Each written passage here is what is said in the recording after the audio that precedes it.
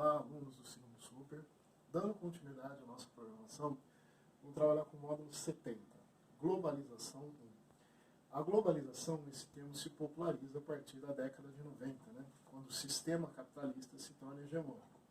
E uma das características da globalização não é a intensificação do comércio, através dos blocos comerciais, a intensificação dos bens, investimentos. Você tem tanto o capital produtivo das empresas como o capital especulativo que circula pelas bolsas de valores. Você intensifica os serviços no mundo e você intensifica o fluxo de pessoas, o deslocamento de pessoas. Então, dentro da globalização, as migrações se tornam mais intensas, principalmente as migrações externas, quando o indivíduo vai de um país em direção ao outro. Quando você fala em migrações, vamos destacar modalidades diferentes. Migrações econômicas. Lembre-se, a migração ela pode ser interna, você se deslocar dentro do país, como ela pode ser externa, quando o ser humano se desloca de um país para o outro. Nas migrações econômicas, o ser humano sempre vai buscar melhores condições de vida. E um exemplo de uma migração econômica. A partir da década de 90, você não fez uma regionalização do mundo baseado no IDH, Índice de Desenvolvimento Humano, Sul pobre e Norte rico. É natural que os países que estejam no Norte rico, que têm IDH superiores a 0,800, sejam países mais atrativos. Por exemplo, os Estados Unidos da América. Se você pensar em migrante econômico, o maior receptor do mundo são os Estados Unidos. E mesmo que você saiba que hoje o presidente dos Estados Unidos, o Donald Trump, tem uma postura meio refratária a receber migrantes, isso não vai mudar. Por quê? O Donald Trump vai ficar no poder por mais, no máximo, 8 anos. E essa característica que os Estados Unidos têm de ser o maior receptor de migrantes econômicos é uma característica que vem desde o século XIX, desde o governo do Abraham Lincoln, por conta da Lei das Terras. Então, esse é um tipo de migração econômica. O ser humano se desloca em busca de melhores condições de vida. E é natural que esses espaços que estão no Norte rico, eu falei dos Estados Unidos, mas o continente europeu, a Austrália, que está no Norte rico pelo CDH, sejam os espaços mais buscados pelos migrantes econômicos. Só que desde 2015, cresce no mundo o uso da expressão refugiado. O refugiado é um migrante forçado. E o que pode forçar um ser humano a se deslocar? A situação de guerra? Sim, é um fator. Em virtude da guerra que acontece na Síria, esse país situado no Oriente Médio, em virtude da guerra que você tem na Síria, cresceu muito o fluxo de refugiados. Quando o refugiado deixa a Síria para escapar da guerra, o principal destino é a Turquia. O refugiado tende a ir para um país diferente daquele que ele sai, mas que fica na mesma região. Então o sírio, quando ele se desloca, o principal destino é a Turquia. Porém, você deve considerar, você tem o Mar Mediterrâneo. E não somente o Oriente Médio forma refugiados. O norte do continente africano também forma refugiados. Então o Mar Mediterrâneo se tornou uma rota de fuga para refugiados. E essas cenas se tornaram comuns. Refugiado é um migrante forçado. É o ser humano que se desloca em virtude de uma guerra, de uma perseguição, que seja tenha origem étnica, que tenha origem religiosa. Aí você usa o conceito de refugiado. Lembre-se, o ser humano, para receber o status de refugiado, ele precisa deixar o seu país de origem. E o refugiado é o único migrante que tem o direito de ser recebido. Isso está no Estatuto da ONU. Na década de 50, a ONU criou o Estatuto do Refugiado, que diz o refugiado ele tem o direito de ser recebido por um país. Por quê? Foi uma situação que forçou o seu deslocamento, uma situação de conflito ou uma situação de perseguição. No terceiro fluxo, nós vamos destacar os deslocados internos. É o ser humano que se desloca dentro de um país. Evidentemente, o que pode gerar o deslocamento de pessoas também pode ser a guerra. Olha o caso da Síria. A guerra na Síria gerou mais de 5 milhões de refugiados. Então, essas pessoas deixaram a Síria. Só que em termos de deslocados internos foram 6 milhões. Por que o número é diferente? Esse deslocado interno não deixou o território da Síria, mas ele se deslocou dentro da Síria para fugir da guerra. E você pode usar como exemplo Alepo. Alepo não é a capital da Síria, porque a capital da Síria é Damasco, mas Alepo era a maior cidade da Síria. Por conta da guerra, muitas pessoas deixaram Alepo, a maior cidade da Síria, e se deslocaram para outras cidades da Síria. Então você usa esse conceito, deslocado interno. Somente uma guerra pode gerar o deslocamento interno dos seres humanos? Não, você tem outra situação. Vamos trabalhar dentro do território brasileiro. Você teve, começo de 2019, a tragédia em Brumadinho. Brumadinho, quadrilátero ferrífero, uma região fortíssima na mineração brasileira. A tragédia de Brumadinho, que foi a maior de impacto humano, mais de 250 pessoas acabaram morrendo, gerou a destruição dessa área. Então, muitas pessoas também se deslocaram, em virtude de uma tragédia ambiental. Outro fator que pode gerar deslocamento interno, grandes fenômenos, como terremotos, furacões. Os Estados Unidos sofreram um furacão fortíssimo no início do século, chamado Katrina. E Katrina destruiu a cidade de New Orleans. Muitas pessoas deixaram New Orleans por conta da destruição gerada por um fenômeno. Então, o deslocado interno pode ser motivado pela guerra, como eu dei o exemplo da Síria. O número de deslocados internos é diferente do número de refugiados. Pode ser deslocado interno por uma tragédia ambiental, como você teve aqui no Brasil, Minas, quadrilátero ferrífero, Brumadinho, ou por um fenômeno como furacões poderosos ou terremotos.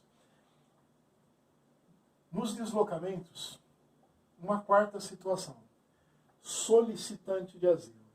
Solicitante de asilo é aquela pessoa que pede proteção, pede asilo para um país. E, quando o país recebê-lo, é o país que vai dar o status de refugiado a ele. Então, esse é o solicitante de asilo. Ele pede asilo, pede proteção para um país e aguarda recebê-lo. Porque assim que um país recebê-lo, ele vai dar o status de refugiado.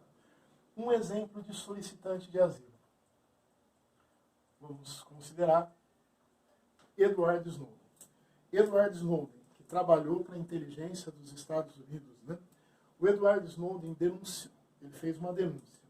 Os Estados Unidos, depois do 11 de setembro, monitoram sistematicamente todos os computadores servidores de empresas de informática situadas nos Estados Unidos. Quando ele fez essa denúncia de uma espionagem global, isso atingiu muito a imagem do presidente dos Estados Unidos da época, o Barack Obama. Quando ele fez essa denúncia para o jornal inglês The Guardian, evidentemente ele não estava em território dos Estados Unidos. E ele faz uma solicitação de asilo para que o país receba, porque se ele voltar para os Estados Unidos, ele será julgado. Aos olhos dos Estados Unidos, ele foi um delator, um traidor, um X9, se você preferir assim. Ele pediu asilo. E quem concedeu? A Rússia. Quando a Rússia recebe o Edward Snowden, ele deixa de ser um solicitante de asilo, porque a Rússia o recebeu, e a Rússia concede a ele o status de refugiado. Ele pode voltar para os Estados Unidos? Não. A não ser que ele recebeu o perdão do presidente dos Estados Unidos. Então ele solicitou o asilo. Quando o governo russo do Vladimir Putin aceita receber o Edward Snowden e conceder asilo e proteção, aí a Rússia vai dar ao Edward Snowden o status de refugiado. Ele, se pisar nos Estados Unidos sem o perdão do presidente dos Estados Unidos, ele será acusado de traição, porque ele foi contra a Lei de Segurança Nacional dos Estados Unidos. Então, esses 4 modalidades de deslocamento: migrantes econômicos, refugiados, deslocados internos e solicitante de asilo. No deslocamento de seres humanos, podem existir barreiras físicas. Lá na Guerra Fria, da velha ordem mundial, foi erguido um muro para separar as duas Alemanhas. O Muro de Berlim foi erguido pelo governo socialista da Alemanha, apoiado pela União Soviética. E o objetivo era evitar que os alemães do lado socialista passassem para o lado capitalista. O Muro de Berlim ficou conhecido como o Muro da Vergonha. E em 89 ele foi derrubado, a Alemanha se reunifica, só que a partir da década de 90 surgem outras barreiras físicas, com outras motivações. E vão se tornar também muros da vergonha ou cercas da vergonha. Nas barreiras físicas, existe uma barreira física entre Estados Unidos e México, que é o chamado Muro de Tijuana. O Muro de Tijuana ele tem cerca de 1.200 quilômetros de extensão. E a fronteira entre Estados Unidos e México tem cerca de 3.000. Então ele não fecha a totalidade da fronteira. Mas percebam que o muro entra até o mar. Aí ele vai se tornar uma cerca. A construção desse muro aconteceu em 1994, década de 90, quando os Estados Unidos eram presididos pelo democrata Bill Clinton. Então, quando Donald Trump propõe a construção de um novo muro, ou ele vai ampliar o Tijuana, ou dar um novo nome para esse muro. Tijuana é uma barreira física entre Estados Unidos e México, mas a extensão total dessa barreira tem 1.200 quilômetros. E entre Estados Unidos e México, a fronteira física, a fronteira seca deles, são mais de 3.000 quilômetros. Então, esse é um exemplo de uma barreira física. Outro exemplo de barreira física. Aqui você tem o Estreito de Gibraltar. O Estreito de Gibraltar é a menor distância entre a África, parte norte da África, árabe, e o sul do continente europeu. No sul da Europa, você tem um fluxo muito grande em direção. Você tem um fluxo muito grande para o sul da Europa, proveniente da África. O que foi construído para dificultar? Cercas. Essas cercas são as cercas de Ceuta e Melilla. Ceuta e Melilla ficam em Marrocos, mas pertencem à Espanha. Então, o conceito de enclave. Então, para dificultar a passagem, principalmente do africano da parte norte árabe, em direção ao continente europeu, foram criadas duas barreiras físicas, Ceuta e Melilla, que são cercas. Então, cercas da vergonha. No deslocamento de seres humanos, você tem obstáculos. Esses obstáculos podem ser físicos, como muros e cercas. Dois exemplos. Muro de Tijuana, entre Estados Unidos e México, e as cercas de Ceuta e Melilla, que dificultam a passagem do africano em direção ao continente europeu. Porém, nos últimos anos, vem crescendo muito a saída de centro-americanos. A parte norte da América Central, Guatemala, Honduras, El Salvador, e essas caravanas elas têm se tornado intensas. Evidentemente, para chegar ao território dos Estados Unidos, essas caravanas vão cruzar o México. Mas o principal desejo do centro-americano, que deixa o seu país de origem pela pobreza, pela violência de gangues que se chamam maras, é atingir os Estados Unidos.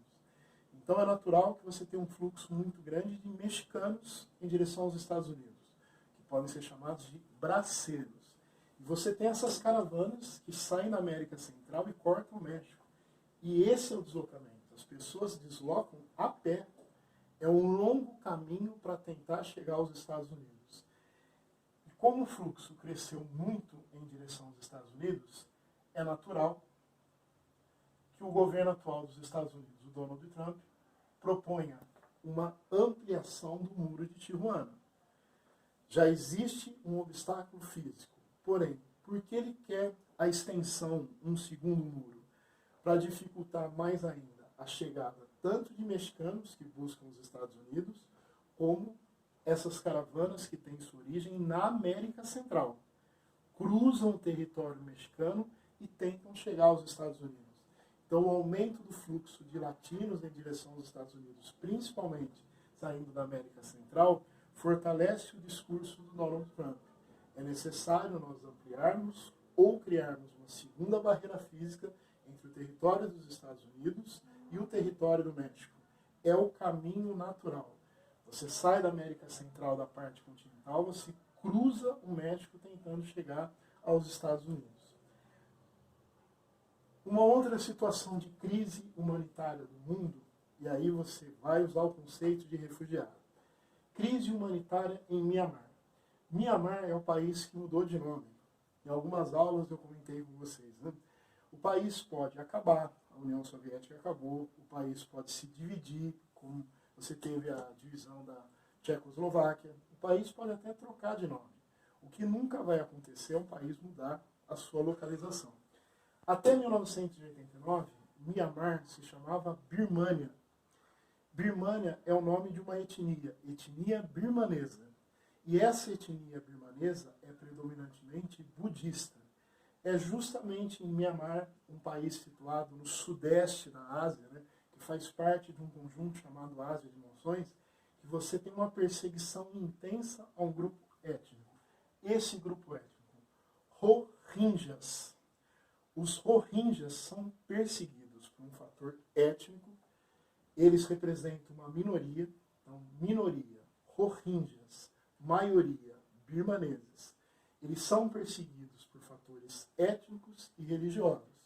Se na etnia birmanesa predomina o budismo, nessa etnia que é perseguida, os Rohingyas, eles são islâmicos, religião islâmica, cultura muçulmana.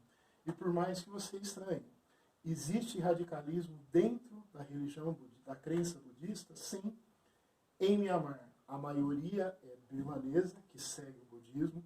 Existe uma perseguição gigantesca em relação a esse grupo étnico, minoria Rohingyas, de cultura muçulmana, de religião islâmica. Esse é um exemplo de refugiado. Quando eles deixam Mianmar e buscam outros países asiáticos, né, como Bangladesh, por que eles se deslocam? É uma migração forçada. A perseguição que eles sofrem, né? Muitas mulheres Rohingyas são estupradas coletivamente. Então é um caso de Mianmar que você vai associar ao conceito de refugiado. Nos últimos anos cresceu muito o número de refugiados no planeta e uma crise que chama a atenção do mundo pelo volume como cresceu nos últimos anos é dessa minoria. Mianmar é um país situado no sudeste asiático que faz parte da Ásia de Monções. Essa etnia, Rohingyas, de cultura muçulmana, de religião islâmica, é perseguida por grupos da etnia birmanesa que seguem o budismo. Então, em Mianmar, você usa o conceito de refugiados. Lembre-se, o deslocamento de pessoas cresceu com a globalização, mas você tem que discernir essas 4 situações. Migrações econômicas, quando o ser humano busca melhores condições de vida, refugiados, migrações forçadas. Existem deslocamentos dentro de um país que pode ser motivado ou por guerra, ou por uma tragédia ambiental, ou por fenômenos como terremotos e furacões. E existe o solicitante de asilo. Com a globalização, o fluxo de pessoas cresceu intensamente. Isso é uma característica da globalização, o aumento no fluxo de pessoas. Tranquilo? Um abraço a todos. Até a nossa próxima aula.